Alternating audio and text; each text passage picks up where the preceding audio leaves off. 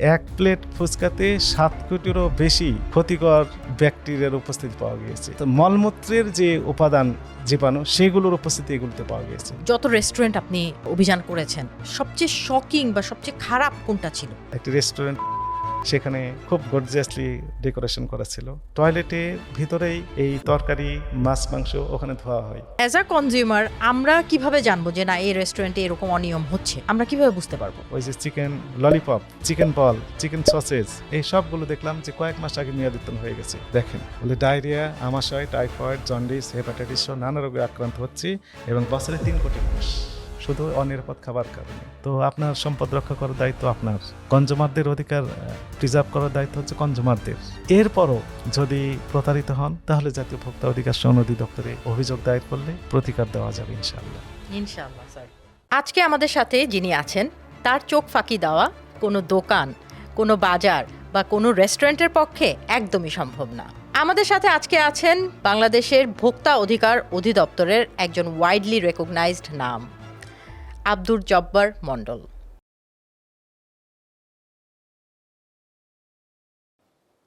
আপু আপু আজকে তো অনেক বড় সর্বনাশ হয়ে গিয়েছে।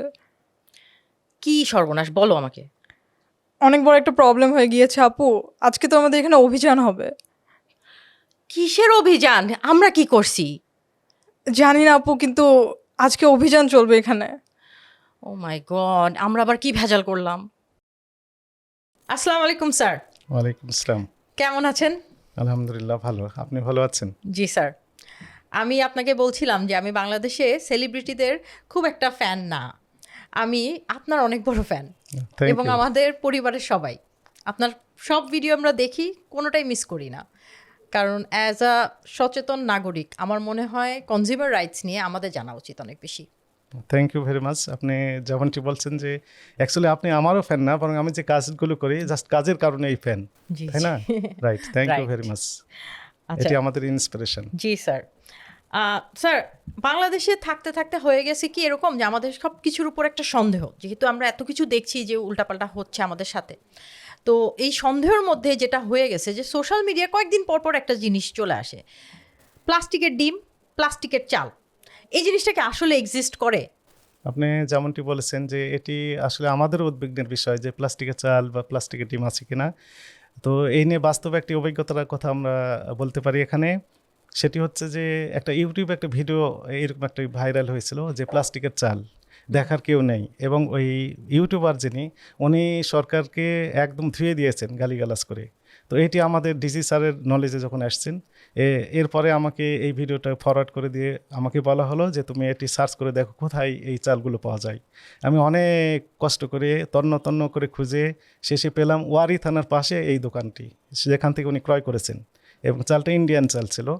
তো এরপরে আমি স্বাভাবিকভাবেই ওই দোকান থেকে আরেক বস্তা চাল আমি ক্রয় করলাম। করার পর এটি ল্যাব টেস্টে পাঠানো হলো। ল্যাব টেস্টের পর রিপোর্টের পর দেখা গেল যে আসলে প্লাস্টিকের চাল নয়, আসল প্লাস্টিকের পাওয়া সেখানে নেই, ন্যাচারাল চাল, স্বাভাবিক চাল। এবং এরপরে ওই ইউটিউবারকে আবার আমরা ডেকে নিয়ে আসলাম যে আপনি যে এইরকম একটা ভিডিও দিলেন, জনগণকে বিভ্রান্ত করার চেষ্টা করেছেন। তো উনি বলছেন না, এই চাল কড়াইয়ে আগুনে যদি দেওয়া হয় তাহলে এই প্লাস্টিকের মতো যেভাবে পুড়ে ঠিক সেই রকমভাবে পুড়ে যায়।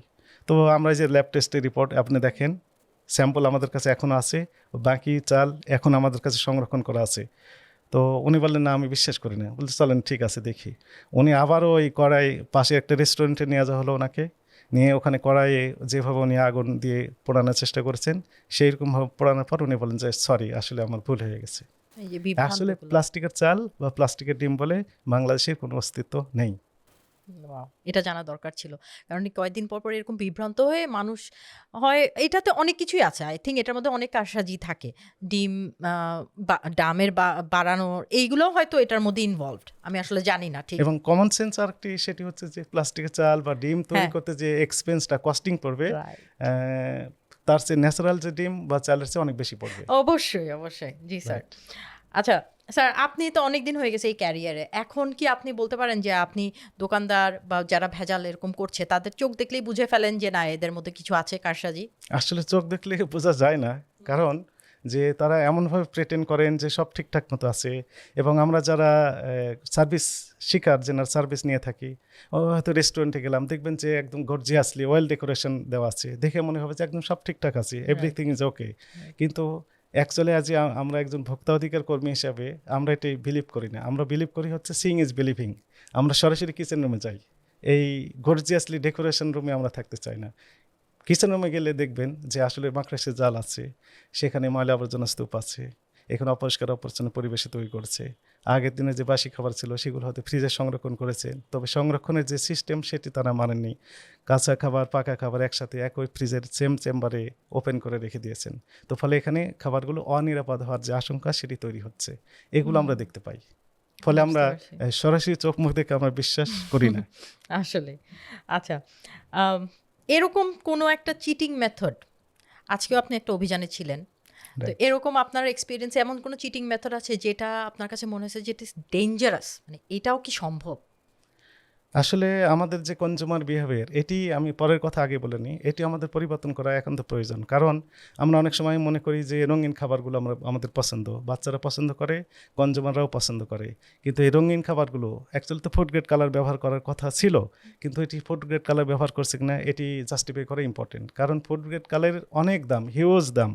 তো বিজনেস কমিউনিটি করেন কি, নন ফুড গ্রেড কালার যেটি টেক্সটাইল কালার, সেই কালারগুলোই মূলত খাবারে ব্যবহার করা হয় ইউজুয়ালি। তবে সবাই করে সেটা আমি বলছি না। তো এই যে অল্প দামের যে খাবারগুলো, যে রঙগুলো খাবারের সাথে মিশিয়ে দিচ্ছে, সেগুলো নন ফুড গ্রেডার, অর্থাৎ এটি হচ্ছে নন ফুড গ্রেড, এবং একই সাথে সেটি হচ্ছে টেক্সটাইল কালার। এবং এই সোর্সগুলো আমরা খুঁজে খুঁজে শেষে চকবাজার পেয়েছিলাম, ঢাকার আচ্ছা। চকবাজারে। তো সেখানে আমরা দেখলাম যে বড় কোটা, সেখানে লেখা আছে যে textile colour, industrial use only, industrial use only. এখন যখন আমরা ধরতে গেলাম, ওই সেক্টরের যেনারা আছেন ওনারা বলেন যে আপনার তো জ্ঞান কম। কেন জ্ঞান কম? তো বলেন লেখা আছে না ইন্ডাস্ট্রিয়াল ইউজ অনলি, তো আমরা তো ফুড ইন্ডাস্ট্রিতে ব্যবহার করি। অ্যাকচুয়ালি ইন্ডাস্ট্রিয়াল এখানে বলতে যে কাপড়ে ব্যবহার করা যাবে, সেইটি ওনারা ব্যবহার করছেন খাবারের সাথে। Very sad. এবং আপনারা জানেন যে এটি পরীক্ষা করার ওয়ে দুইটি, একটা হচ্ছে যে ল্যাব টেস্ট করা, আরেকটা হচ্ছে যে ফিজিক্যাল টেস্ট। তো ফিজিক্যাল টেস্ট হচ্ছে এরকম যে হাতে রংটা নিয়ে পানি দিয়ে ধুয়ে যদি ক্লিন হয়ে যায় হাত, তাহলে ধরে নেওয়া হয় যে আসলে এটি ফুড গ্রেড হতে পারে। কিন্তু আমরা ওই রঙগুলো দেখি যে হাত থেকে ওঠে না, অনেকবার সাবান দেওয়ার পরও দেখা যাচ্ছে হাতে লেগেই থাকে, সেগুলো খাওয়া হচ্ছে অনিরাপদ। এগুলো হচ্ছে টেক্সটাইল কালার। একই সাথে আজকের যে অভিজ্ঞতা আমরা দেখলাম যে একটি মিষ্টি কারখানা, আমাদের গোয়েন্দা বাহিনী আমাদের তথ্য দিয়ে হেল্প করেছেন। তো সেখানে আমরা দেখলাম যে মিষ্টিকে হোয়াইটেন করার জন্য তারা হাইড্রোজ ব্যবহার করেছে। এবং হাইড্রোজ স্পষ্ট আপনি গুগলে দেখবেন, সার্চ দিলে, যে হাইড্রোজ সুতার কারখানায় ব্যবহৃত হয় সুতার রংটা ঠিকঠাক করার মতো করার জন্য। এই colour, bleach. Yes it is, এই হাইড্রোজ ব্যবহার করা হয়। এটি খাওয়া তো দূরের কথা, নাকের কাছে বা স্পর্শ করা অনিরাপদ, অথচ সেগুলো ব্যবহার করা হচ্ছে খাবারের ভিতর। কেন ব্যবহার করা হচ্ছে? মিষ্টি শিরা যেন সাদা হয়, হোয়াইটেন হয়। একই সাথে আমরা দেখলাম যে কিছু ওই যে মিষ্টি আছে যেগুলো কালার করা হয়েছে, বিভিন্ন রঙের রং ব্যবহার করা হয়েছে, এবং সেগুলো অনিরাপদ রং, অর্থাৎ টেক্সটাইল কালার। তাহলে একদিকে সাদা মিষ্টি অনিরাপদ হচ্ছে, অন্যদিকে কালারফুল মিষ্টি সেটিও অনিরাপদ। কেকের ক্ষেত্রে আমরা একই রকমের বিষয়টা আমরা অবজার্ভ করি। ফলে খাবারগুলো আসলে আমাদের অনিরাপদ মনে হচ্ছে। অবশ্যই। আর এগুলো যারা খায় তাদের মানে কি ধরনের ক্ষতি হতে পারে? হ্যাঁ, এবং এটা চিন্তা করতে হবে না? এর সাথে আরেকটি বিষয় আমি যোগ করি, যেহেতু খাবার নিয়ে আলোচনা হচ্ছে। কয়েকদিন আগে যুগান্তর পত্রিকা একটি রিপোর্ট বেরিয়েছে, সেটি হচ্ছে যে এক প্লেট ফুচকা, যেগুলো মেয়েরা বেশি পছন্দ করে, স্পেশালি স্কুল কলেজের গেটের সামনে এই দোকানগুলো বেশ পপুলার, এবং সবাই ছাত্রছাত্রীরা একদম লম্বা লাইন, ইভেন গার্ডিয়ানরাও দেখি যে লম্বা লাইন নিয়ে দাঁড়িয়ে থেকে খাচ্ছেন। এক প্লেট ফুচকাতে 7 কোটিরও বেশি ক্ষতিকর ব্যাকটেরিয়ার উপস্থিতি পাওয়া গিয়েছে, এবং সেই ব্যাকটেরিয়ার নাম হচ্ছে কোলাই থেকে শুরু করে আরও অনেক কিছু, যেগুলো পায়খানার অর্থাৎ মলমূত্রের যে উপাদান জীবাণু, সেগুলোর উপস্থিতি এগুলোতে পাওয়া গিয়েছে। জি। এগুলো খাওয়া খুবই অনিরাপদ, এগুলো আমাদের অ্যাভয়েড করা উচিত। আমি কি বলবো আসলে জানি না। আমিও রিপোর্টটা দেখেছি, এরপর থেকে ফুচকা খাওয়া আমিও বাদ দিয়ে দিয়েছি। বাট আসলে অ্যাওয়ারনেস ইজ ইম্পর্ট্যান্ট, বাট এর মধ্যে দিয়েও আমাদের দরকার হচ্ছে যে আমরা কি খাচ্ছি, এটা আমরা যে ঢুকাচ্ছি ভিতরে, এর আগে এটা নিয়ে একটু স্টাডি করা, একটু দেখা পরিবেশটা। তাই না? এই জিনিসটা অনেক ইম্পর্টেন্ট। আচ্ছা, তো স্যার আমি আপনাকে এখন যদি একটু আলাদা প্রশ্নগুলো করি, যে আপনি যখন আপনার ফ্যামিলির জন্য বাজার করতে যান, বাজারে ঢুকেন, তখন কি ওখানে আবার অভিযান করতে শুরু করে দেন, না সুন্দর মতো বাজার করে না চলে না আসেন? না অ্যাকচুয়ালি আমি বাজার খুব কম করি এবং আমার একদম বাসার পাশে যে আচ্ছা। দোকানগুলো হ্যাঁ। সেই দোকানগুলো থেকেই মূলত আমি বাজার ইউজুয়ালি করে থাকি। তো সেখানে তো অভিযান করার সুযোগ হয় না, তবে আমাকে দেখে সবাই বেশ সচেতন হয়ে থাকে, যেটি আমি খেয়াল করি। অবশ্যই, অবশ্যই। না, আপনি ইউ আর আ ফেস, যাকে আসলে তার, আমি ওটাই জিজ্ঞেস করলাম আপনাকে যে আপনি চোখ দেখে বুঝেন কিনা, কারণ আপনাকে ফাঁকি দেওয়া খুব কঠিন ব্যাপার। আচ্ছা, আপনি তো খুব মাথা ঠান্ডা করে, আমি দেখি যে খুব উত্তেজিত পরিবেশেও আপনার মাথা ঠান্ডা, আশেপাশে সবাই চিল্লাচিল্লি করতেছে, আপনি ঠান্ডা হয়ে সুন্দর করে কথা বলতেছেন। তো এই যে মাথা ঠান্ডা করে কাজ করেন, আপনি কি বাসায়ও এরকম ঠান্ডা প্রকৃতির, ভয় মানে আপনাকে সবাই ভয় পায় এরকম টাইপের কিনা আপনি? দুইটি বিষয়, একটি হচ্ছে যে অফিসের বাইরে আমি তো এটি মানে সরকারি চাকরি করছি এবং এখানে তো মাথা হট করার কোনো সুযোগ নেই। এটি আমার উপর অর্পিত যে দায়িত্ব, সেই দায়িত্বই পালন করছি। আমি শিক্ষিত মানুষ এবং আমি একটা পরীক্ষায় অংশগ্রহণ করে তারপরে আমাকে সরকার নিয়োগ দিয়েছেন, সরকারকে রিপ্রেজেন্ট করছি। ফলে এখানে আমার তো মাথা হট করার একদম স্কোপ নেই। কিন্তু একজন পাবলিক উনি চাইলে মাথা হট করতে পারেন, উত্তেজিত হতে পারেন, আমার সাথে খারাপ আচরণ করতে পারেন, হট টেম্পার্ড হতে পারেন, কিন্তু আমি চাইলে তো এটি করতে পারি না। তো এই সেন্সটাই সবসময় আমার ভেতর কাজ করে। যেহেতু আমি সার্ভিস প্রোভাইডার, তো সার্ভিস শিকার যিনারা আছেন ওনারা স্বাভাবিকভাবেই আমাদের সম্পর্কে হয়তো নেতিবাচক ধারণা পোষণ করতেই পারেন, কিন্তু আমাদের সবসময় পজিটিভ থাকতে হবে এবং একসময় তাদের ভুল ভাঙবে। অনেককে দেখেছি পরে এসে সরি বলে যে আপনার সাথে এরকম আচরণ করা আমার ঠিক হয়নি। আমরা অল রাইট। না স্যার, আপনি এরকম। না না না, থ্যাংক ইউ। আপনি এরকম। আচ্ছা, তো আপনার বাসায় আপনাকে সবাই কি ওরকমভাবে চিন্তা করে যে না, বেশি কথা বলা যাবে না, মাথা যদি আবার মানে রাগ যদি করে ফেলে, এরকম আপনি? না, বাসায় বাসায়ও বরং ঠান্ডা? দেখি যে বাসায় আমার উপরই অনেক উত্তেজিত হয়ে যান, বরং আমাকে ওখানেও সামাল দিতে হয়। আচ্ছা, তো ভালো। আপনি ২ জায়গায় আপনি মাথা ঠান্ডা করার একটা ট্রেনিং আপনার আছে। আচ্ছা। তো সব জায়গায় আপনি মেইনটেইন করেন। রেস্টুরেন্টের কিছু প্রশ্ন আপনাকে করি, যেগুলো আমাদের সবাই কনজিউমার হিসেবে প্রশ্ন থাকে। সো আমি খুব বেসিক কোয়েশ্চেনই করব আপনার কাছে। আসলে আপনি অনেক অনিয়ম দেখেন, অনেক কিছু দেখেন, বাট আমাদের কনজিউমারের আমরা কিন্তু জানিও কম। সো আমাদের প্রশ্নগুলোও এরকম সীমিত। আমরা যতটুকু জানি যে রেস্টুরেন্টে তেলাপোকা থাকলে তখন কি করা উচিত, এরকম টাইপেরই সিম্পল কিছু কোয়েশ্চেন করব আপনাকে। তো আপনার জীবনে যে যত রেস্টুরেন্ট আপনি অভিযান করেছেন, সবচেয়ে শকিং বা সবচেয়ে খারাপ কোনটা ছিল? বা কি ধরনের রেস্টুরেন্টগুলো সবচেয়ে খারাপ রেটিং পায়? আপনি যেমনটি বলছেন যে আমরা প্রথম যখন এই অভিযানগুলো পরিচালনা করা শুরু করেছিলাম, ঠিক তখন আর বর্তমান সিচুয়েশন কিছুটা পরিবর্তন আমরা দেখতে পেয়েছি, কারণ আমাদের অক্লান্ত পরিশ্রম এবং এই যে আপনারা মিডিয়াতে যিনারা আছেন বিভিন্নভাবে প্রচার প্রচারণার কারণে ব্যবসায়ীরা কিছুটা ইমপ্রুভ করেছেন তাদের আচ্ছা। অবস্থান থেকে, এটা পজিটিভ সাইন। That's good. তো ওপেনিং অভিযানগুলোতে আমরা দেখতাম যে ফ্রিজের একই চেম্বারে আগের দিনের বাসি খাবার খোলা অবস্থায় একদম কাঁচা মাছ মাংসের সাথে এক সুন্দর করে রেখে দিয়েছেন। ওনারা আসলে জানেন না যে এরকমভাবে রাখা অনিরাপদ হয়ে যাচ্ছে, খাবারগুলো জীবাণুযুক্ত হয়ে যাচ্ছে এবং রান্নাঘরের অবস্থা খুবই ভয়াবহ থাকে। কেমন মাকড়াসে চাল রয়েছে, ময়লা আবর্জনা স্তূপ, দুর্গন্ধ বের হচ্ছে, এমনটি আমরা দেখেছি। আজকেও আমরা দেখলাম, ভেরি স্যাড টু সে, যে টয়লেটের ভিতরেই এই তরকারি মাছ মাংস ওখানে ধোয়া হয়, তাহলে ওইখান থেকে তো জীবাণুযুক্ত হয়ে যাচ্ছে। ওনারা যুক্তি বলেন যে এগুলো নাকি প্রচুর পরিমাণে যখন হট করা হয় রান্না করার পর জীবাণু আর ঠিক থাকে না। এটা তো ঠিক না, এর খাবারগুলো অনিরাপদ হয়ে যাচ্ছে। এইরকম আমরা দেখেছি। আরেকটি বিষয় আমরা দেখেছিলাম যে এই যে রঙের বিষয়গুলো, অনিরাপদ রং। একটি রেস্টুরেন্ট, আমি নাম না বলি, সেখানে খুব গর্জিয়াসলি ডেকোরেশন করা ছিল। তো আমরা যখন ভিতরে ঢুকলাম, আমার চোখ তো যায় কিচেন রুমে, সরাসরি দেখলাম যে কিচেন রুমে একটি ছেলে কি যেন ডাস্টবিনের ভিতর হাত দিয়ে ঢুকিয়ে দিল। আমার একটু সন্দেহ হলো যে নিশ্চয়ই সামথিং রং। আমি সরাসরি ওখানে গেলাম, যাওয়ার পর ওই ছেলেটাকে জিজ্ঞেস করলাম যে আপনি কি ঢুকালেন বলেন। বলতে না কিছু না। তো আমি তো নিজের চোখে দেখলাম আপনি ঢুকিয়েছেন, বলেন। তো না কিছু না। বলে আমি তাহলে বের করি। তো বলতে না, একটু ঢুকিয়েছি। কি? তো একটা কৌটা ঢুকে দিয়েছে, কন্টেনার। তো কন্টেনারটা বের করেন, বের করার পর দেখা গেল ওটি কালার, এই কন্টেনারে ভর্তি কালার ছিল। তো জিজ্ঞেস করলাম কি কালার? ফুড গ্রেড কালার আপনি ডাস্টবিনের ভিতর ফেলে দিলেন কেন? নিশ্চয় এটি সন্দেহজনক। বলছে না এটা ফুড গ্রেড। না ঠিক আছে, ল্যাব টেস্ট পাঠাবো। ম্যানেজার সাহেব, ডেপুটি ম্যানেজার দুইজনই আসলেন, এসে বলছেন যে ঠিক আছে চলেন, ওনার স্বীকারোক্তি দেন না। এরপরে আমি জাস্ট কৌশলী ভূমিকা নিলাম, আমি অ্যাকচুয়ালি খাওয়াতাম না, তো 2 গ্লাস নিলাম, নিয়ে বললাম যে আপনাদের দুজনকে তাহলে 1 গ্লাস করে খাওয়াবো, যদি খেতে পারেন তাহলে বুঝবো ঠিক আছে অলরাইট এটি ফুড গ্রেড। বলছেন আমার মরে যাবো।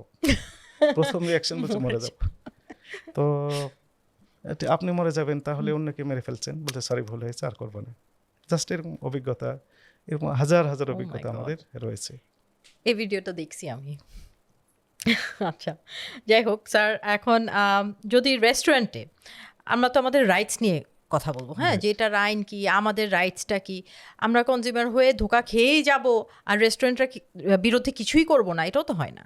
সো রেস্টুরেন্টে যদি নোংরা পরিবেশ বা পচা মাংস এসব থাকে, তখন আপনারা যে মানে ফাইনটা দেন, এরপরেও এরা রিপিট করে, অ্যাজ আ কনজিউমার আমরা কিভাবে জানবো যে না এই রেস্টুরেন্টে এরকম অনিয়ম হচ্ছে, আমরা কিভাবে বুঝতে পারবো? It is very difficult to understand because কনজিউমাররা তো ওই কিচেন রুমে যাওয়ার স্কোপ নেই, তাদেরকে যেতে দেওয়া হয় না। কেন আমরা কি চাইলে তবে- যেতে পারি না? রাইট, তবে পজিটিভ কথা হচ্ছে যে নিরাপদ খাদ্য কর্তৃপক্ষ যিনারা শুধু ফুডস নিয়ে কাজ করে, আমি এখানে একটু বলে রাখি যে জি। এই ভোক্তা সংরক্ষণ আইন 2009 অনুযায়ী ফুডস, গুডস, মেডিসিন এবং সার্ভিস এই 4টি সেক্টর নিয়েই মূলত আমরা কাজ করে থাকি। আর নিরাপদ খাদ্য কর্তৃপক্ষ শুধু ফুডস নিয়ে কাজ করে থাকেন। আচ্ছা, তো ওনারা যে A+, A- ক্যাটাগরাইজ করেছে কিছু রেস্টুরেন্টকে, তো সেই সিস্টেম অনুযায়ী কিচেন রুমের যে ভিডিও লাইভ সেটি দেখানোর জন্য একটা ক্যামেরা সেট করা থাকে সেখানে, এবং কনজিউমাররা যেখানে পরিবেশন করা হয় খাবারগুলো সেখানে বসে থেকে দেখতে পারবেন কিচেন রুম। তো এইটি যদি চালু করা যায় গোটা দেশেই সকল এই কারখানাগুলোতে বা খাদ্য উৎপাদনকারী প্রতিষ্ঠানগুলোতে অথবা রেস্টুরেন্টগুলোতে, তাহলে কনজিউমারদের এই স্কোপটা তৈরি হবে। আচ্ছা, এমনিতে একটা কনজিউমার যদি বলে যে না আমি আপনার রেস্টুরেন্টে খাবো, আমি একটু আপনার কিচেনটা ঘুরে দেখতে চাই, এটার কি আমাদের রাইটস আছে? রেস্টুরেন্ট না। ডিনাই করতে পারে? ওই যে বলা হয়েছে যে কনজিউমারদের যে বেসিক রাইটস, তার জানার অধিকার রয়েছে, তার তথ্যের অধিকার রয়েছে, তো চাইলে জানতে পারবেন, কিন্তু বিজনেস কমিউনিটি সেটি কি অ্যালাউ করবেন, সেই পরিবেশ আমাদের দেশে এখন হয়েছে কিনা, না। এটি $1,000,000 কোশ্চেন। না, হয়নি, আমাদেরও সেই সাহস নেই। রাইট, তবে ভয়েস রেজ করতে হবে। জি, অবশ্যই। আচ্ছা, আর একটা প্রশ্ন করি তাহলে, যে বাসি খাবার বা খারাপ খাবার খেয়ে যদি আমার শরীর খারাপ হয়, ফুড পয়জনিং হয়, অনেকেরই হয়। কয়েকদিন আগে আমি একটা দেখছিলাম যে একটা রেস্টুরেন্ট, দামি দামি রেস্টুরেন্ট, ওখানকার স্যান্ডউইচ এই সেই খেয়ে অনেকগুলো মানুষ অসুস্থ হয়ে হসপিটালে ভর্তি ছিল। সো সেই সময় আমরা যদি শরীর খারাপ হয়ে যায়, সেই সময় আমরা কি এই রেস্টুরেন্টের উপরে মামলা করতে পারি কিনা? হ্যাঁ রাইট, এই যে শরীর খারাপ হলো, হসপিটালাইজড হলেন, ওখানে একটা রিপোর্ট তৈরি হবে যে কী কারণে ফুড পয়জনিং এর কারণে মূলত এটি হয়েছে। তো এই যে রিপোর্ট সহ যদি মামলা দায়ের করা যায়, অবশ্যই এটি আমলযোগ্য অপরাধ এবং শাস্তি হতে পারে, অর্থদণ্ড হতে পারে, কারাদণ্ড হতে পারে।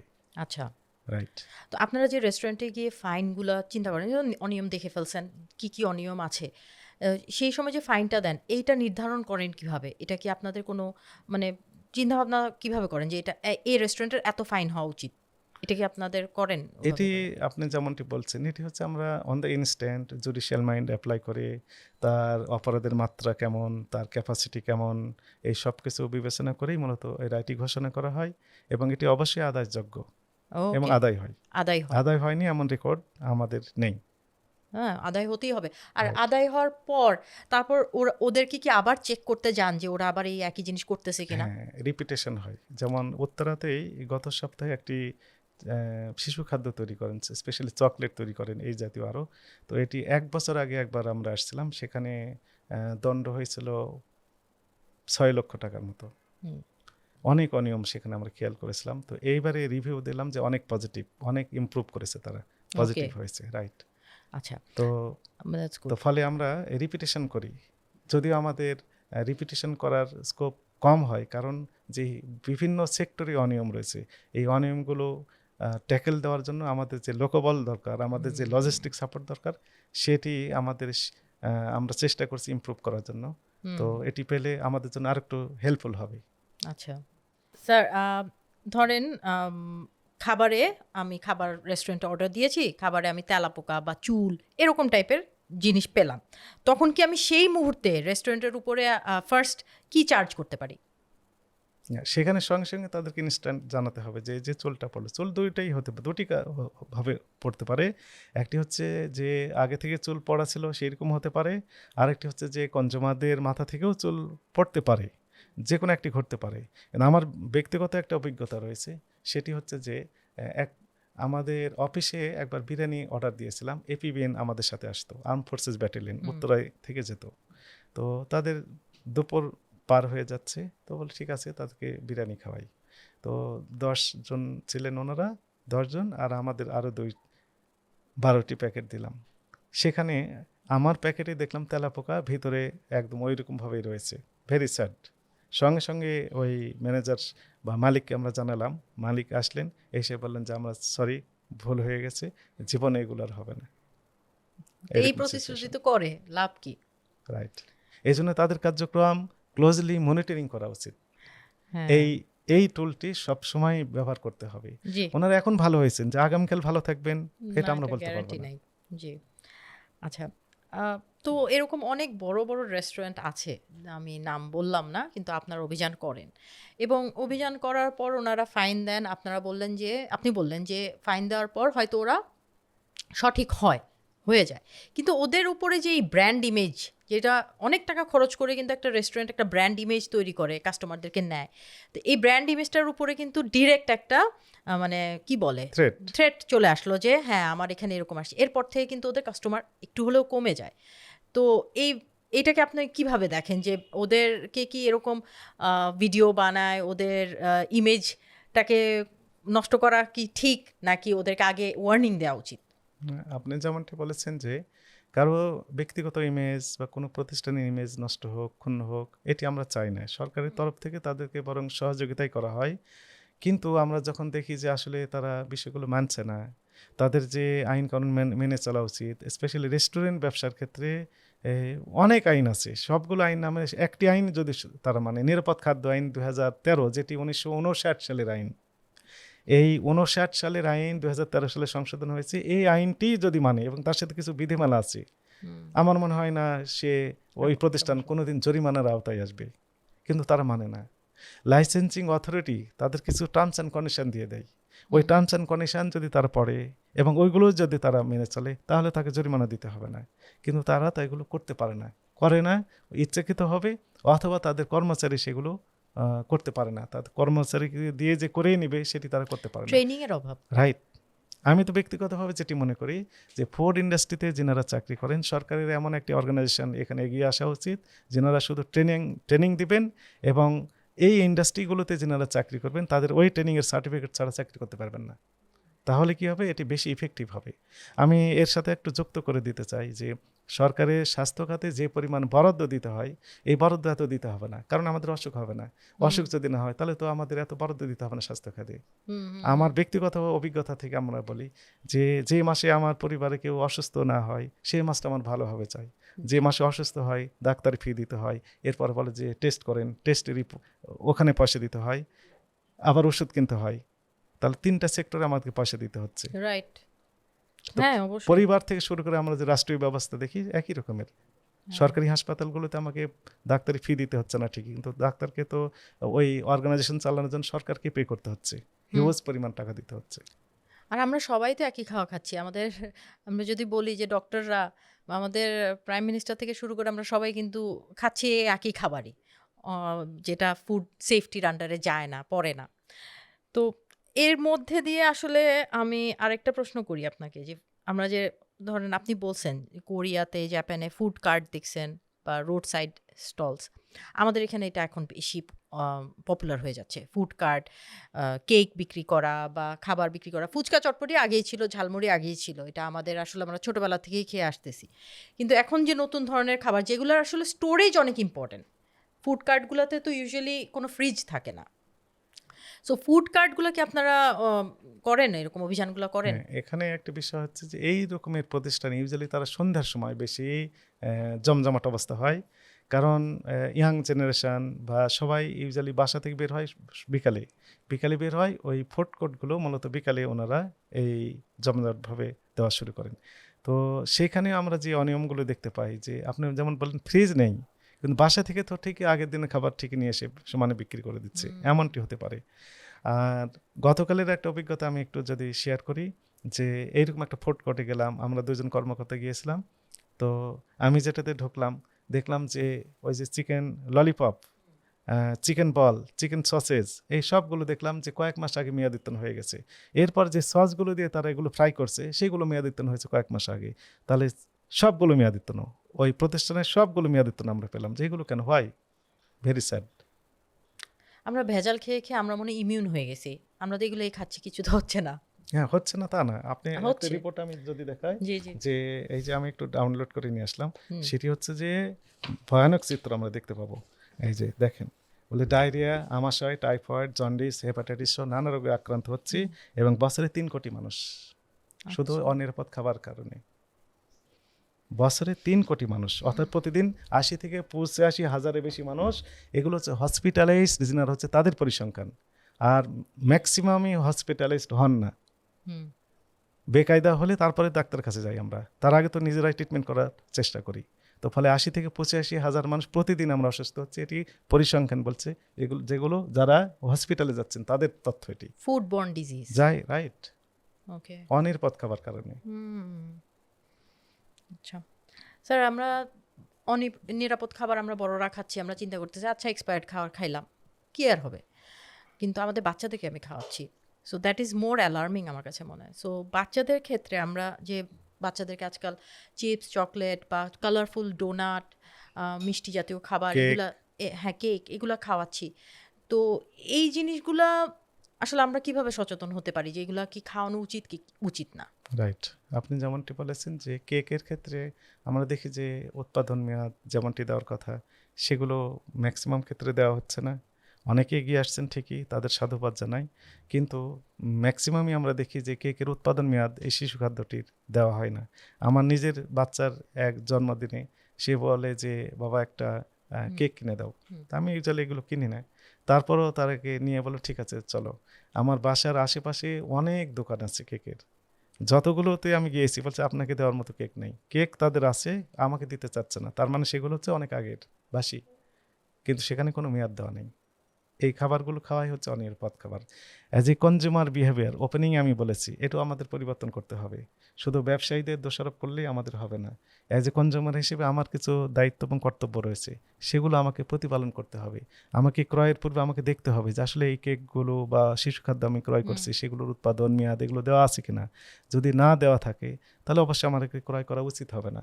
ব্র্যান্ড ভ্যালু দেখে আমাকে এগুলো ক্রয় করতে হবে, যে এগুলো নকল হতে পারে, নকল কিনা আসল কিনা এগুলো দেখে আমাকে ক্রয় করতে হবে।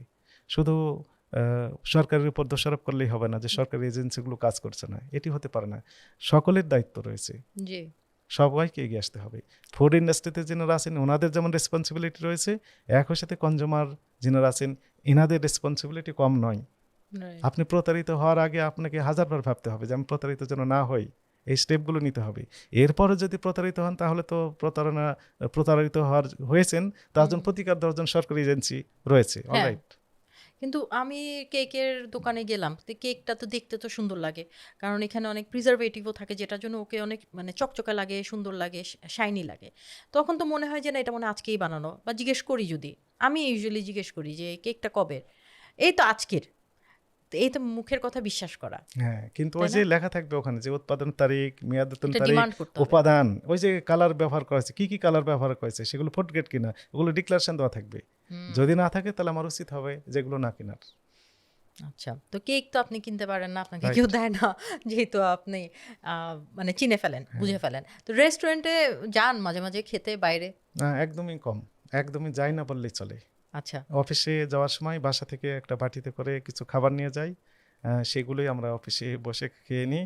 আচ্ছা। আর যদি কোনো কারণে না নিয়ে যেতে পারি তাহলে ওই দিন না খেয়েই বাসায় আবার ফিরে চলে আসি। বাইরে যদি আমি আপনাকে জিজ্ঞেস করি যে রেস্টুরেন্টের, আপনি রিসার্চ করছেন আই এম শিওর, যে রেস্টুরেন্টের কোন খাবারটা অর্ডার দিয়ে খাইলে ওটা সেফ বা আপনি খাবেন? না, ওই যে বললাম যে গরম গরম খাবার তৈরি করে দিলেন, তাহলে এই খাবারগুলো অবশ্যই সেফ। হুম। না একদম সব রুটি বা এরকম টাইপের একটা যে কোনো একটা খাবার হ্যাঁ, রুটি যেমন আমরা বলতে রুটি পারি তো কি safe? সরাসরি মানে গরম করে সঙ্গে হ্যাঁ সঙ্গে তৈরি করে দেয়, ফলে হ্যাঁ এটি সেফ হতে পারে। হ্যাঁ তবে সবগুলো রেস্টুরেন্ট যে ভেজাল খাবার দেয় বা খারাপ খাবার দেয়, অনিরাপদ খাবার সাপ্লাই করে এমনটি না। অবশ্যই ভালো মানের রেস্টুরেন্ট আমাদের দেশে রয়েছে, ঢাকাতে রয়েছে। আমি বলেছি, রিপিট করছি যে আমাদের অভিযানের ওপেনিং দিনগুলোতে যে সিচুয়েশন আমরা দেখেছি এখন অনেক ইমপ্রুভ হয়েছে। আমরা আশাবাদী যে সামনের দিকে আমরা 100%-এর দিকে নিয়ে যেতে চাই। জনগণ যেন সুস্বাস্থ্যের অধিকারী হয়, এই খাবারকে যে অনিরাপদ খাবারকে যে রোগ ব্যাধিতে আমরা আক্রান্ত হচ্ছি সেখান থেকে আমরা উঠে আসতে চাই। জি অবশ্যই আমরা সবাই চাই। আর আরেকটা প্রশ্ন করি, আমার মাথায় আসলো মাত্র যে 5 স্টার হোটেল ভার্সেস ধরেন একটা নর্মাল রেস্টুরেন্ট, আপনি কি বলতে পারেন যে 5 স্টার হোটেলে অনিয়ম একদমই হয় না? উম, হতে পারে, তবে কম কম হয়? কম কারণ হচ্ছে যে তারা ওইখানে যে কুক যেনারা থাকেন ওনারা এক্সপার্ট, এবং ওখানে একটা শৃঙ্খলার ভিতর থাকে। প্রত্যেকটা খাবারে দেখবেন যে ওনারা নিজেরাই যেগুলো করে রেখেছেন, প্রিপারেশন ওখানে ডেট লিখে রাখেন যে কত ঘন্টা ওনারা ব্যবহার করবেন, এগুলো একটা মেনটেন করেন। এটা পজিটিভ হ্যাঁ। সাইন। এখন আমি একটা জিনিস, আমার একটা ছোট ব্রেনই আমি আন্ডারস্ট্যান্ড করছি যে যেখানে আমি অনেক টাকা দিয়ে খাবো সেখানে আমার প্রশ্ন করার বা আমার কারেজ বেশি থাকবে চার্জ করার, যে আমি এত টাকা দিয়ে খাইছি আমাকে বাসি খাওয়ার দিছো, সেখানে আমি কিন্তু চার্জ করতে পারবো। যেখানে আমি কম দামি টাকা দিয়ে খাইতেছি, মানে বাসি দিলেও মনে হয় যে "ছে, থাক কয় টাকার খাওয়া, খাই, না, খারাপ তেল দিয়ে বানাইছে মেনেই নেই"। এমনটি হওয়া উচিত নয়, এমনটি হওয়া উচিতও নয়। কারণ আমি তো খাবার খাবো, সবগুলো খাবারই নিরাপদ হতে হবে। সেটি বেশি দামের হতে পারে, কম দামের হতে পারে, সব খাবার নিরাপদ হতে হবে। জি স্যার অবশ্যই। আচ্ছা স্যার, বাচ্চাদের খাবারে আবার যদি আমরা ফেরত যাই, তো ফ্রুট জুস বা প্যাকেট জুসে অনেক অনিয়ম দেখি আমরা, ভিডিওজে আমরা ইউজুয়ালি দেখে থাকি। আপনার পাওয়া সবচেয়ে খারাপ কোনটা ছিল এক্সপিরিয়েন্স? আপনি যেমনটি বলছেন যে জুস, আমি কেরানীগঞ্জের একটি প্রতিষ্ঠানে আমরা গিয়েছিলাম, জুস তৈরি করে, ও বিভিন্ন রকমের শিশু খাদ্য ওনারা তৈরি করেন, এবং একটিরও লাইসেন্স নেই, এবং খাবারের যে উপাদানগুলো ওনারা ব্যবহার করেন সবগুলো লেখা আছে বিদেশি, অথচ দেখা যাচ্ছে যে ইম্পর্টান্ট নেই, ম্যাক্সিমাম মেয়াদ উত্তীর্ণ হয়েছে। এই সকল অপরাধে এই প্রতিষ্ঠানটিকে 10 লক্ষ টাকা অর্থদণ্ড প্রদান করা হয়েছিল, এবং একই সাথে প্রতিষ্ঠানটি জনস্বার্থে সাময়িকভাবে বন্ধের নির্দেশনা দেওয়া হয়েছিল। পরবর্তীতে ওনারা বিভিন্ন তদবির করেছেন, কিন্তু কোনো তদবির, আমাদের ডিজি স্যার বললেন যে কোনো তদবিরে কাজ হবে না, লাইসেন্স করে নিয়ে আসো, আগে আমাদেরকে শো করবেন, তারপর আমরা ওপেন করে দেব। এরপরে ওনারা 3 মাসের সময় নিয়েছেন, 3 মাস পর বিএসটিআই থেকে লাইসেন্স নিয়েছেন, এবং ওনারা কমিটমেন্ট দিয়েছেন যে এই যে লাইসেন্সে যে টার্মস অ্যান্ড কন্ডিশন আছে সবগুলো আমরা কমপ্লাই করব। এরপরে আমরা ওপেন করে দিয়েছি। একটা ছোট রিকোয়েস্ট, এই এপিসোডটা যদি ভালো লাগে তাহলে অবশ্যই আমাদের চ্যানেলটি সাবস্ক্রাইব করুন। এরকম আরো ইনফরমেটিভ ভিডিওস কিন্তু আমাদের চ্যানেলে পেয়ে যাবেন। So let's get back to the show. আচ্ছা হ্যাঁ ঠিক আছে, কমপ্লাই করলে তো ঠিক আছে, কিন্তু Right. ফ্রুট জুসে আসলে থাকে কি? ম্যাক্সিমাম ক্ষেত্রে আমরা দেখি যে ফ্লেভার থাকে। হুম এটি অ্যাকচুয়ালি ডাইরেক্ট যে ফ্রুটস সেটি তো আমরা দেখতে পাই না, এগুলো ফ্লেভার। হুম। আর কেমিক্যাল প্রিজারভেটিভ? প্রিজারভেটিভস এগুলো দিয়েই মূলত তৈরি করেন, তবে সেগুলো হয়তো ওই লেভেলের ক্ষতিকর নয় যদি সব ঠিকঠাক মতো থাকে। ওকে, মানে সেগুলো মানে ফুড গ্রেড বা ফুড, হ্যাঁ, রাইট। যেই ফুড বানানো হয় জুস বানানোরই ইনগ্রিডিয়েন্ট, ইনগ্রিডিয়েন্ট যদি হয়ে থাকে, যেগুলোর Raw অ্যাপ্রুভাল material, থাকে, তাহলে approval. সেগুলো অনিরাপদ না, নিরাপদ হতে পারে। রাইট। আচ্ছা, আমরা প্রিজারভেটিভের মাত্রা আমরা কি প্যাকেটে দেখে বুঝতে পারবো যেখানে কতটুকু প্রিজারভেটিভ দেয়া আছে, বা এটা কি বোঝার কোনো হ্যাঁ, ক্ষমতা এটি আছে? আইনে স্পষ্ট লেখা আছে আচ্ছা যে কি উপাদান দেওয়া হয়েছে, কি পরিমাণ দেওয়া আছে, এই বিস্তারিত ওখানে লিখে দিতে হবে। এটি আইন, যদি না মানে এটি অপরাধ।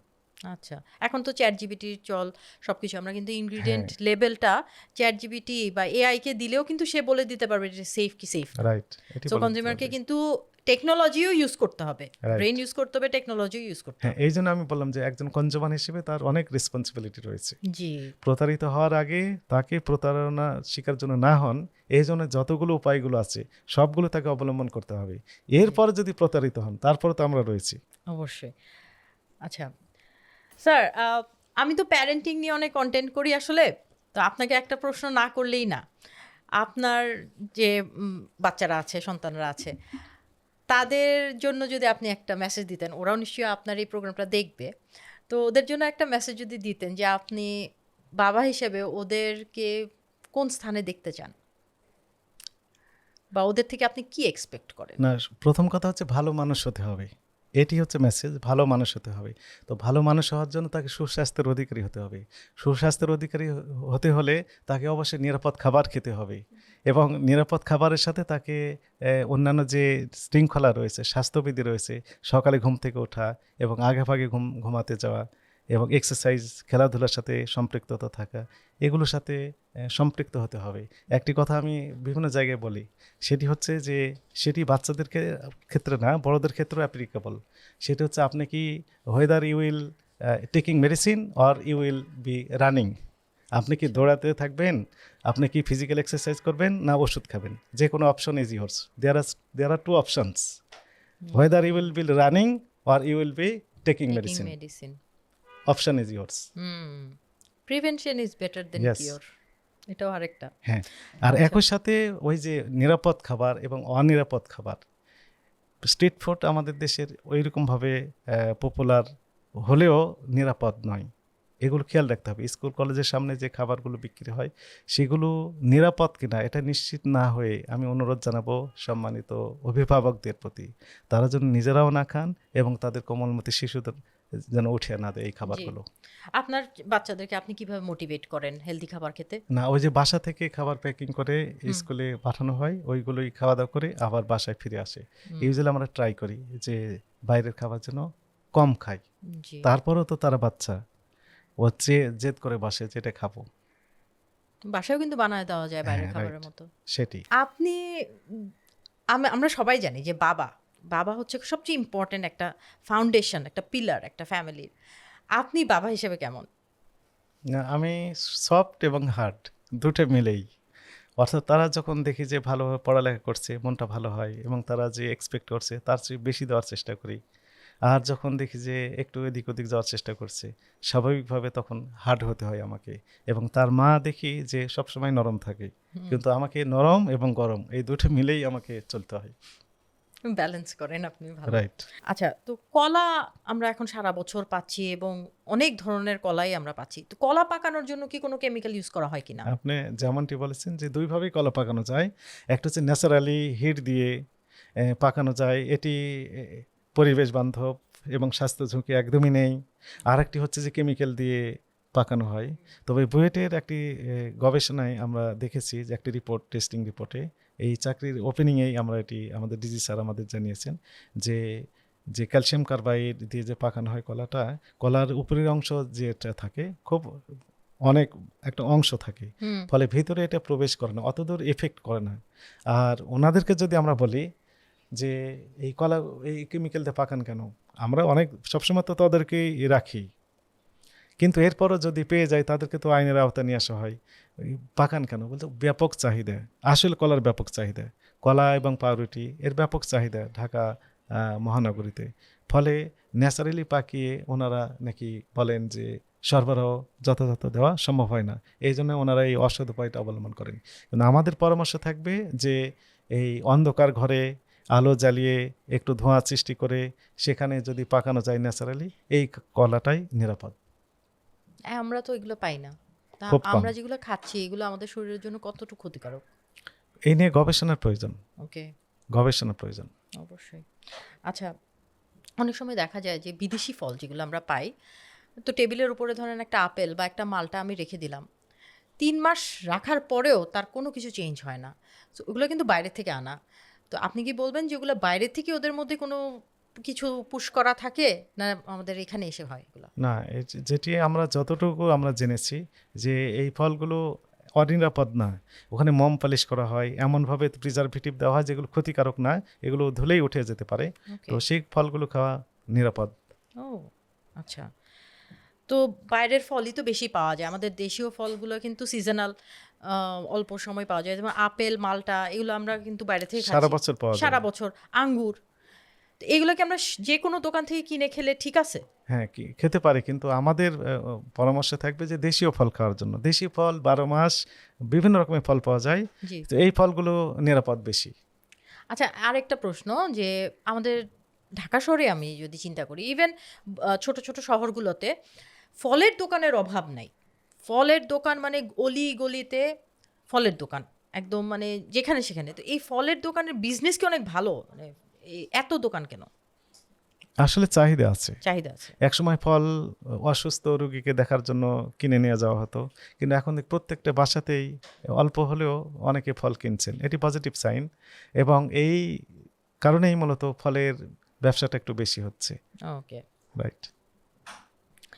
ঠিক আছে। আমাদের আসলে ক্যাপাসিটি বেড়েছে, ক্যাপাসিটি, অ্যাবিলিটি বেড়েছে, ক্রয় ক্ষমতা বেড়েছে, এটি পজিটিভ সাইন। That's good. কারণ ফ্রুটস কিন্তু এক্সপেন্সিভ। রাইট। তো এই ফ্রুটস কিনে যদি আমি ধরা খাই, ধরেন একটা আমের সিজনে আমের কেজি কিন্তু ভালোই দাম থাকে। 4টা আম কিনতে হলেও আমার হয়তো 300-400 টাকার মতন লাগবে। তো ওই ফলটাতে যদি আমি ধরা খাই বা ভেজাল ফলটা খাই, তাহলে এটা কতটুকু আমার জন্য ক্ষতিকারক? না, অনেক ক্ষতি তো, অনেক তাই না? ক্ষতি। রাইট। আমার টাকাও যাচ্ছে সেখানে, আমার নিজেরও হেলথেরও ক্ষতি হচ্ছে। আমি খাচ্ছি ফল হচ্ছে। হেলদি, হ্যাঁ। কিন্তু দিক দিয়ে আমার 12টা বাজায় দিচ্ছে। কনজিউমার নিয়ে আমরা যেহেতু কথা বলছি, এর সাথে আমি আরেকটি পয়েন্ট যোগ করি। সেটি হচ্ছে যে এই সিজনে অনেকেই আছেন যিনারা ঢাকা বা দূর দূরান্ত এলাকায় থাকেন, যিনারা এই অনলাইনে আমের অর্ডার দিয়ে থাকেন অথবা অফলাইনে কিনে কুরিয়ার সার্ভিসের মাধ্যমে নেওয়ার চেষ্টা করেন। এই কুরিয়ার সার্ভিসে অনেক সময় প্রোভাইড করে না যথাসময়, আমগুলো নষ্ট হয়ে যায় অথবা আদৌ তারা পৌঁছায় না। তো সেক্ষেত্রে ইনস্ট্যান্ট যদি এই ভোক্তা অধিদপ্তরে 1611 একটা হটলাইন নাম্বার রয়েছে, একই সাথে www.dncrp.com আমাদের একটা সফটওয়্যার রয়েছে। এই সফটওয়্যার বাসায় বসে থেকে এই স্মার্টফোনের সাহায্যে একটা ক্লিক দিয়েই অভিযোগ দায়ের করার সিস্টেম রয়েছে, এবং অভিযোগ কোন পর্যায়ে রয়েছে, কোন কর্মকর্তা গিয়েছে, তার কন্ট্যাক্ট নাম্বার কি, বিস্তারিত জানার সুযোগ রয়েছে। তো ফলে এই প্রতিকার পাওয়াটা অনেকটা সহজ। জি। তো এখন স্যার অনলাইনে তো অনেক আমরা থাকি এবং অনলাইন থেকে অনেক কিছু আমরা কেনাকাটি করি। জিনিসটা হচ্ছে এখন আর বাজারে গিয়ে মার্কেট করতে আমাদের মেয়েদের অ্যাটলিস্ট ভালো লাগে না। আমরা অনলাইনেই কেনাকাটা করতে বেশি স্বাচ্ছন্দ্য ফিল করি। সো অনলাইনে কেনাকাটার ক্ষেত্রে আমাদের কনজিউমার রাইটস কি বলে? আমরা কি প্রশ্ন করতে পারি? হ্যাঁ, অনলাইন কেনাকাটা তো সুযোগ রয়েছে। অ্যাকচুয়ালি শুধু মেয়েদের না, ছেলেরাও এখন সবাই ব্যস্ত থাকে, অফিস নিয়ে, ব্যবসা বাণিজ্য নিয়ে সবাই মহাব্যস্ত। এমন ছোটোখাটো অসুখ যদি হয়, ডাক্তার দেখানোর সময় পান না অনেকে, এর যেটি আমাদের অবজারভেশন। কেনাকাটার ক্ষেত্রে ওই অফিসে বসে থেকে স্মার্টফোনের সাহায্যে অনলাইনে অর্ডার দিয়ে বসে আছেন, অলরাইট। কিন্তু এক্ষেত্রে আমাদের পরামর্শ থাকবে যে প্রতিষ্ঠান থেকে একজন কনজিউমার অর্ডার দিচ্ছেন, সেই প্রতিষ্ঠানের স্থায়ী ঠিকানা আছে কিনা, এবং তাদের রিভিউ কেমন, কাস্টমার রিভিউটা কেমন, এগুলো ইম্পর্টেন্ট। এগুলো দেখে তারপরে অর্ডার দেওয়া উচিত। অনেক সময় দেখা যাচ্ছে ভুয়া পেজ, ফেসবুক পেজ খুলে দেখা যাচ্ছে যে কিছু টাকা অ্যাডভান্স নিয়ে বসেন, এরপর দেখা যাচ্ছে যে ওই প্রতিষ্ঠানকে আর খুঁজে পাওয়া যায় না। আমাদের কাছে অভিযোগ দেন, তো স্থায়ী ঠিকানা যদি না থাকে তো ফলে প্রতিকার আমরা তো দিতে পারি না। এই প্রতিষ্ঠানগুলোর বিরুদ্ধে আবার আমাদেরকে কি করতে হয়, আমাদের হেডকোয়ার্টার থেকে সিআইডি, ডিবি পুলিশ, বিভিন্ন গোয়েন্দা বাহিনীর কাছে আমাদের আবার ফরওয়ার্ড করে দিতে হয়। তো যদি কনজিউমার যিনারা আছেন এনারা যদি একটু আগে থেকে সচেতন হন, তাহলে ওই প্রতারণার আশঙ্কাটা কম থাকে। ওকে, আচ্ছা, অনলাইনে জিনিস আমি ধরেন অর্ডার করছি, করার পর আমি যখন পেলাম প্রোডাক্টটা, তখন দেখলাম যে না, প্রোডাক্টটা ডিফারেন্ট। তখন আমি অ্যাজ আ ভোক্তা আমি কি করব? আপনি যেমনটি বলেছেন যে একদম চমৎকার একটা উদাহরণ আমি দিয়ে রাখি। আমাদের কাছে অনেকেই এরকম অনেক রকমের অভিযোগ দেন, বলেন যে এই প্রোডাক্ট পাইনি, আলু পেয়েছি, এরকম কথা আমরা আগে শুনে আসছি। কিন্তু কনজিউমাররা ওই লেভেলের স্মার্টনেস দেখাতে পারেননি এই সকল ক্ষেত্রে, এই কারণে প্রমাণ করতে পারেন না। আচ্ছা, একটা ক্ষেত্রে প্রমাণ পেলে আসলে আলু পেয়েছেন। ওনাকে অর্ডার দেওয়া হয়েছিল মনোহর দিক সম্ভবত, এই পাশের জেলা, ঢাকার পাশের জেলা, এই জেলার নাম কি আমাদের গাজীপুরের পাশে নরসিংদীর মনোহরদীর এক ভদ্রলোক, উনি কম্পিউটারের এসএসডি কার্ড অর্ডার দিয়েছেন। তো এসএসডি কার্ড অর্ডার দিয়েছেন এবং ওই কনজিউমার খুবই স্মার্ট, ডেলিভারি ম্যান আসছে দেওয়ার জন্য, ওনাকে বলছেন যে আপনি ওপেন করবেন, আমি ভিডিও করব। ওই ডেলিভারি ম্যান ওপেন করেছেন, উনি ভিডিও করছেন, দেখা গেল যে সত্যি একটা আলু দিয়েছে, 1 পিস আলু। তো এরপরে ওই কনজিউমার আমাদের কাছে অভিযোগ দিয়েছেন। তো সৌভাগ্যক্রমে এই অভিযোগ আমার কাছে আসছে তদন্ত করার জন্য। ওই পক্ষকে ডাকার পর যেহেতু ভিডিও আছে, ফলে অস্বীকার করার সুযোগ হয়নি। এই প্রতিষ্ঠানকে জরিমানা করা হয়েছে 50,000 টাকা, এবং মুচলেখা দিয়েছেন যে ভবিষ্যতে আর এগুলো করবেন না। তাহলে আমাদের মেসেজটা এরকম যে ডেলিভারি ম্যান যখন এই প্রোডাক্টটি দিতে আসছে, তখন কনজিউমারের উচিত হবে যে ডেলিভারি ম্যানের উপস্থিতিতেই এটি আনবক্স করা, যাতে করে ডেলিভারি ম্যানকেও আমরা সাক্ষী রাখতে পারেন।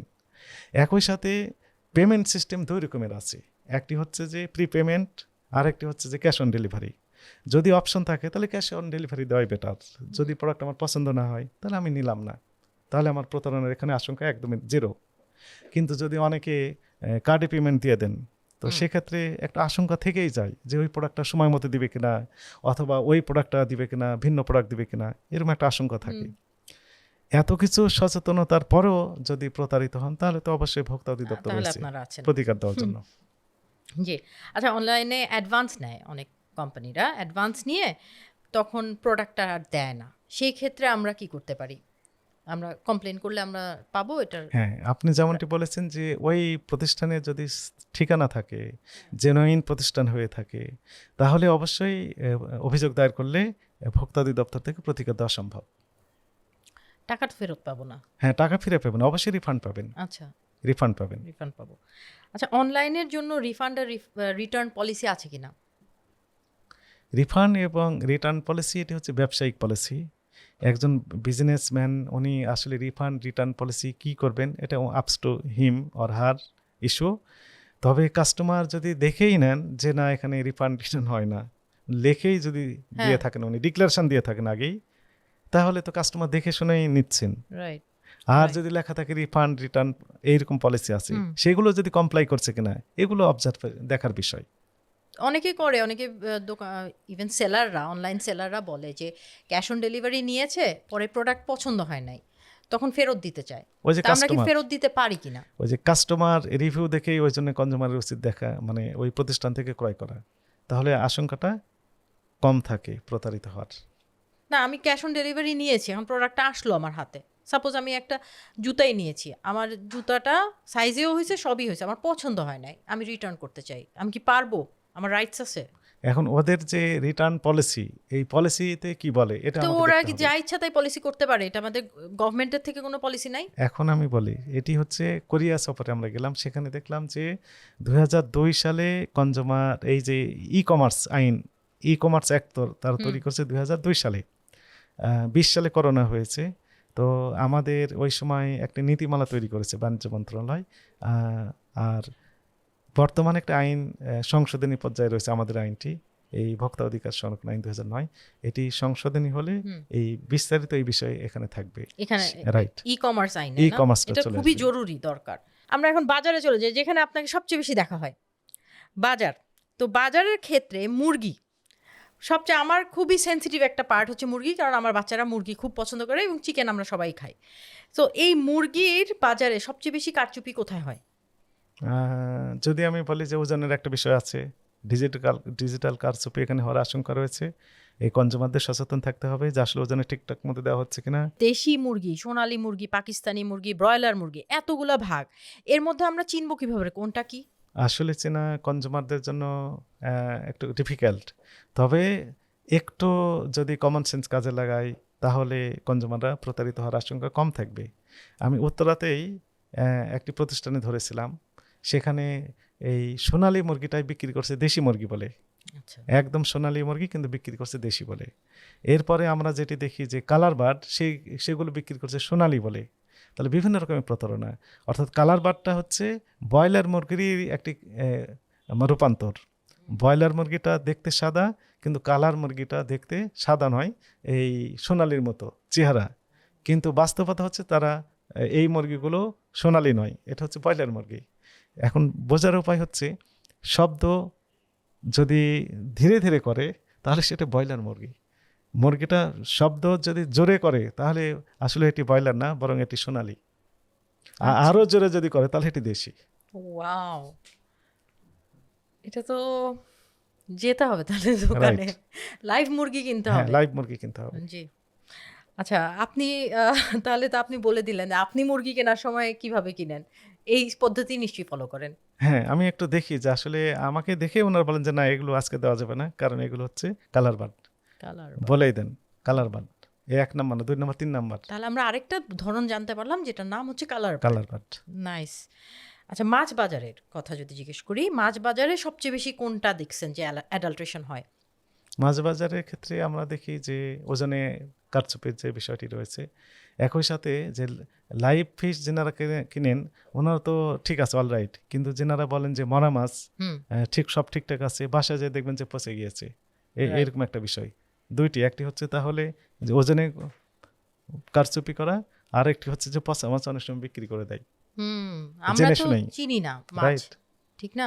তো মাছের আর তো আরেকটি বিষয় হ্যাঁ। আছে যে অনেক সময় বলা হয় যে নদীর মাছ, নদীর মাছ তো নদীর মাছ অলরাইট, নদীর মাছের দাম একটু বেশি হবে, কিন্তু অনেক সময় চাষ করা মাছ অনেক ব্যবসায়ী সবাই করেন এটি না, কেউ কেউ করেন কি নদীতে এক সপ্তাহ যাবৎ এই ঘেরাও করে রেখে দেন, দেওয়ার পর কি হলে স্রোতের কারণে ওই মাছের টেস্ট, কালার সব কিছু একটু পরিবর্তন হয়ে যায়, এরপর নিয়ে এসে বলে যে নদীর মাছ। কথাটা আংশিক সত্য। ব্রেইন আছে ভালো, রাইট। আমাদেরই ব্রেইন কম। Okay. আচ্ছা, মাছে যে ফরমালিন দেওয়ার ব্যাপারটা, এটা কিভাবে ধরা ধরা পড়ে? ফরমালিন আছে এটি কিনা? ফরমালিন কিট রয়েছে এবং ফরমালিন যে টেস্টের উপায় রয়েছে, তো সেটি মৎস্য অধিদপ্তর ওনারা মাঝে মধ্যেই এই অভিযানগুলো পরিচালনা করে থাকেন। তো আমরা কনজিউমার বুঝবো কিভাবে ফরমালিন আছে নাকি না?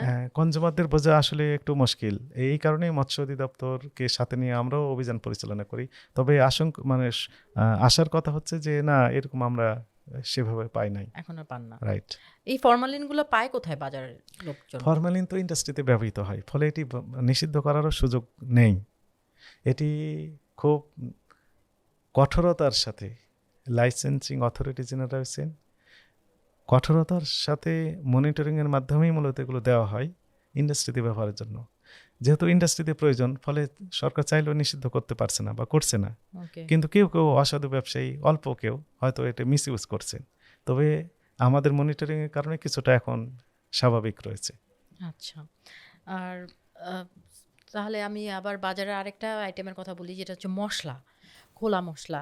তো মশলায় বলা হয় যে ইটের গুঁড়া দেয়, কালার দেয়, এগুলো কি আপনারা রেগুলারলি পান? রেগুলারলি কমে না, গেছে? এগুলো হ্যাঁ অনেকটা কমে গিয়েছে। ব্র্যান্ড ভ্যালু দেখে নিতে হবে। আমি কোনো ব্র্যান্ডের নাম বলছি না, আসলে আমাদের সচেতন হতে হবে, ভোক্তা হিসেবে সচেতন হতে হবে। সম্মানিত ভোক্তা যিনারা আছেন এনারা হয়তো যখন দেখবেন আমাকে হয়তো দোষারোপ করতে পারেন, যে আমি নিজেই একটা এক্সাম্পল যদি দিই তাহলে বুঝতে পারবেন। আমার ওই ছেলেটাকে নিয়ে বাসার পাশে কলমের দোকান, বড়টাই বলে কলম কিনতে হবে, 6টা কলম এক বক্সে থাকে, 30 টাকা 35 টাকা এরকম দাম। তো নিলাম, ছোটটাই বলে যে আমারও এক সেট কলম লাগবে, তাকেও দিয়েছি, জাস্ট আমি টাকা দিয়েছি। বাসায় এসে দেখি ছোটটার একটা কলম কম, 5টা কলম আছে ওই বক্সে। আমার নিজের ঘটনা এটি। এখন আমি বলি আব্বু যাও, যে ওই দোকানদারকে বললেই চিনে যেহেতু 6টা দিয়ে দিবে, আরেকটা দিয়ে দিবে।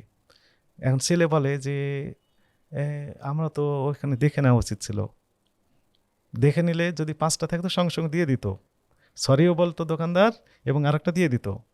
কিন্তু আমরা যদি বাসায় এসে ওপেন করে দেখি যে আসলে একটা কম, এখন বলতো ঠিক হবে না। আমি বললাম যে 100% রাইট। এই প্রত্যেকটা ক্ষেত্রে এই সেন্স যদি আমরা কাজে লাগাই তাহলে আমরা প্রতারণার শিকার কম হব। অবশ্যই। নিজে সচেতন থাকতে হবে, যে ও Right. বুঝে জিনিসটা, যে আমি ওখানে আমার তো এটা নিজের দায়িত্ব। দায়িত্ব ছিল। আমি নিজে টাকা দিয়ে কিনতেছি, আমি একটা কি কিনতেছি এটা না হ্যাঁ। দেখে আমি নিয়ে বাসায় আসলাম। এসে হ্যাঁ। বাসায় এসে ঠিক দেখলাম, তো ওইখানে যদি দেখতাম তাহলে আমি ওখানে চ্যালেঞ্জ করে দিতে পারতাম যে দেখেন 5টা আছে। Right. উনি সরিও বলতেন এবং আরেকটি কলম আমাকে দিয়ে দিতেন। ঠিক বলছে। তো আমরা তাহলে কি আমরা বলতে পারি যে আমরা ব্র্যান্ডের যে মশলাগুলো আছে Right. সেগুলা দেখে শুনে নিতে দেখে হবে। শুনে নেওয়াটা বেটার, কারণ ওরা অ্যাটলিস্ট এগুলা মেনটেন করে রাইট। কোয়ালিটিটা। আপনারা পান ব্র্যান্ডের ফ্যাক্টরিতে গিয়ে ভালো পান সবকিছু? হ্যাঁ, ব্র্যান্ডেড ফ্যাক্টরিগুলোতে ভালো পাওয়া যায়। তাছাড়া একই সাথে বিএসটিআই মাঝে মাঝে ওনারা স্যাম্পল কালেক্ট করে টেস্ট করেন, করে দু একবার একটু সমস্যা পাওয়া গিয়েছে, সাবস্ট্যান্ডার্ড বিলো স্ট্যান্ডার্ড পাওয়া গিয়েছে, মহামান্য হাইকোর্টের নির্দেশনা দিয়েছিল যেগুলো উঠে নিতে হবে। সঙ্গে সঙ্গে আমরা ঝাঁপিয়ে পড়লাম এবং অল্প সময়ের মধ্যে সবগুলো বাজার থেকে উঠে নেওয়া হলো। তো ফলে এই সকল কোম্পানিগুলো অনেক সময় এগুলো সাবস্ট্যান্ডার্ড যদি দিয়েও থাকে, ওনারা খুব সচেতন হয়ে থাকেন যেন এগুলো না যায়, অর্থাৎ কোয়ালিটি সম্পন্ন প্রোডাক্ট যেন সাপ্লাই দেওয়া হয়। জি। লবণের ব্যাপারটা কি তাহলে? লবণে আয়োডিন আছে কিনা এটাকে আমরা বাসায় চেক করতে পারি কিনা? হ্যাঁ, বাসায় চেক করার সুযোগ আছে, তবে লবণে আয়োডিন আছে কিনা বিআইসিসি ওনারা মূলত এই লবণ নিয়ে কাজ করে থাকেন, মানে তাদেরকে নিয়ে আপনারা পান এরকম লবণ? হ্যাঁ তাদেরকে নিয়ে আমরা মাঝে মধ্যে অভিযান পরিচালনা করে থাকি এবং ওই ইনস্ট্যান্ট ওইখানে বাজারে গিয়ে লবণ প্যাকেট খুলে পরীক্ষা করে আমরা একবার 17টা আইটেমের 10টাতে আমরা বিলো স্ট্যান্ডার্ড ছিল না। পেয়েছিলাম। হ্যাঁ, এবং তাদের লাইসেন্স বাতিলের জন্য আমরা সুপারিশ করেছিলাম, লাইসেন্স বাতিল করে দিয়েছে হুম, কর্তৃপক্ষ। ওকে। না, এগুলো করা উচিত, লাইসেন্স বাতিলই করা উচিত, কারণ আমরা আয়োডিন কিন্তু আমাদের খুবই জরুরি একটা জিনিস। লবণে ইউজুয়ালি লবণে কোনো আয়োডিন থাকে না, এটা অ্যাড হ্যাঁ, করতে হয়, অ্যাড এবং করতে কত হয়। মাত্রা অ্যাড করতে হ্যাঁ, হয় এটা আমাদের মানে বুঝে অ্যাড করতে হয়। রাইট। রাইট। আচ্ছা, আমি বাজারে যখন শাকসবজি কিনতে যাব, আমি কিভাবে বুঝবো যে আজকের ন্যায্য দাম কোনটা শাকসবজির? আজকে কৃষি বিপণন অধিদপ্তর রয়েছে, তাদের ওয়েবসাইটে প্রতিদিনের যে বাজারের মূল্য তালিকা সেটি আপডেট দেওয়া হয়, সেখানে ক্লিক দিলেও পাওয়া যায়। এছাড়া ভোক্তা অধিদপ্তরের এইখানেও যে কিছু কিছু পণ্যের মূল্য কেমন হতে পারে, যৌক্তিক মূল্য, হুম। সেটি আপডেট দেওয়া থাকে। আচ্ছা, দ্যাটস গুড, এটা জানতাম না আমরা। আচ্ছা, ক্যাশ মেমো বা রিসিট যদি না দিতে চায় তাহলে কি করা উচিত? ক্যাশ মেমো দিতে হবে, ঠিক আছে, কিন্তু কেউ যদি না দিতে চায় হুম। তাহলে আহ, একটা ভিডিও করা যেতে পারে যে ক্যাশ মেমো দিচ্ছেন না কেন, এরকম একটা কনভারসেশন হলো, সেটাও আমরা আমলযোগ্য বলে বিবেচনা করব। ওকে।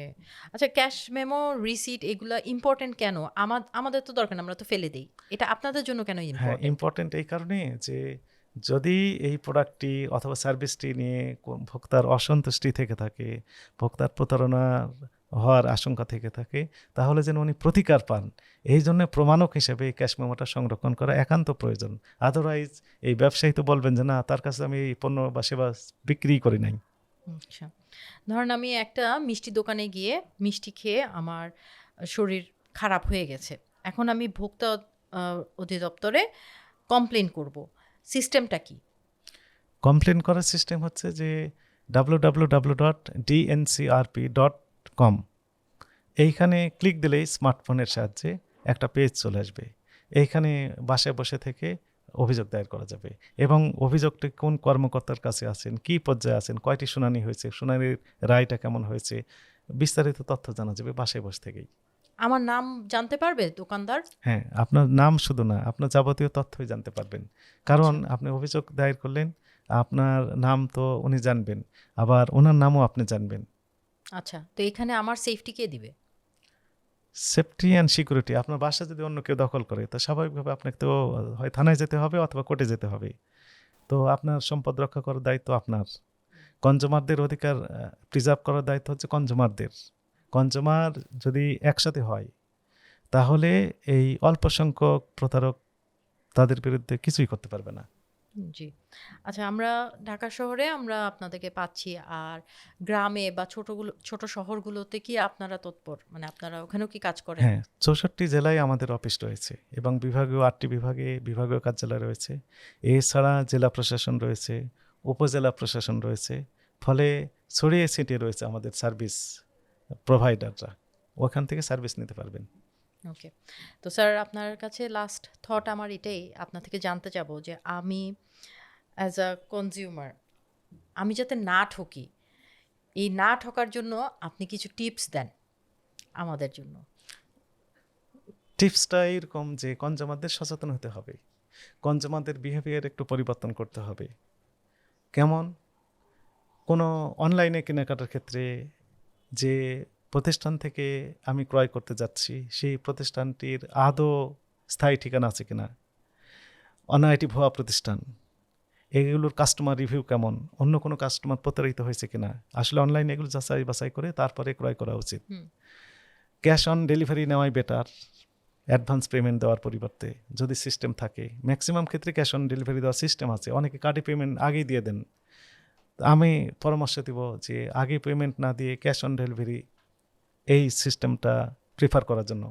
একই সাথে যখন পণ্যটি গ্রাহকের কাছে, কাস্টমারের কাছে ডেলিভারি দেওয়া হচ্ছে, ডেলিভারি ম্যানকে সাক্ষী রেখে ওপেন করে দেখা উচিত যে আসলে যে প্রোডাক্ট আমি দিয়েছিলাম অর্ডার, সেই প্রোডাক্টটি আমাকে দেওয়া হয়েছে কিনা, যে সাইজ দিয়েছিলাম সেই সাইজ দেওয়া হয়েছে কিনা, বা অন্যটি দেওয়া হয়েছে, এইগুলো আনবক্স করার সময় ডেলিভারি ম্যানকে সাক্ষী রেখেই করা উচিত, যাতে করে প্রতিকার পাওয়াটা সহজ হয়। আর অন্য সকল ক্ষেত্রে আমাদের চয়েস যেন একটু কনজুমার সুলভ থাকে। যেমন আমি রঙিন খাবার পছন্দ করছি, ওই রঙটা ফুড গ্রেড কিনা এটা আমাকে ভাবতে হবে। আমি সাদা ধবধবে সাদা খাবার পছন্দ করছি, এখানে কোনো কেমিক্যাল দেওয়া আছে কিনা সেটা আমাকে ভাবতে হবে। আমি ফুচকার দোকানে যে ফুচকা খাচ্ছি, এই ফুচকাটা কোন পরিবেশে তৈরি করা হয়েছে, যেখানে প্রক্রিয়াকরণ করা হচ্ছে সেটি কি 100% হাইজিন মেনটেন করা হচ্ছে কিনা, এই বিস্তারিত জেনে তারপরে আমাকে কোনো প্রোডাক্ট অথবা সার্ভিস এগুলো গ্রহণ করতে হবে। এরপরও যদি প্রতারিত হন তাহলে জাতীয় ভোক্তা অধিকার সনদি দপ্তরে অভিযোগ দায়ের করলে প্রতিকার দেওয়া যাবে ইনশাআল্লাহ। ইনশাআল্লাহ sir, thank you so much. আপনি আসছেন, আমাদের সাথে ছিলেন, অনেক প্রশ্ন করেছি, আরও অনেক প্রশ্ন বাকি রয়ে গেছে। আপনার কাছে অনেক কৃতজ্ঞ, আপনি সময় দিয়েছেন। Thank you. না, থ্যাংক ইউ আপনাকে, এবং আপনার মাধ্যমে কনজুমার যিনারা দেখবেন পরবর্তীতে তাদের সকলের প্রতি আমার মস্ত অবনত শ্রদ্ধা এবং কৃতজ্ঞতা। প্রত্যেকে ভালো থাকবেন। আল্লাহ হাফেজ। Thank you. Thank you so much for watching the full video. আমাদের এই এপিসোডটা যদি ভালো লেগে থাকে তাহলে চ্যানেলটি অবশ্যই সাবস্ক্রাইব করবেন। এরকম আরও ইন্টারেস্টিং ইনফরমেটিভ পডকাস্ট কিন্তু পেয়ে যাবেন আমাদের চ্যানেলে। সবাই ভালো থাকবেন।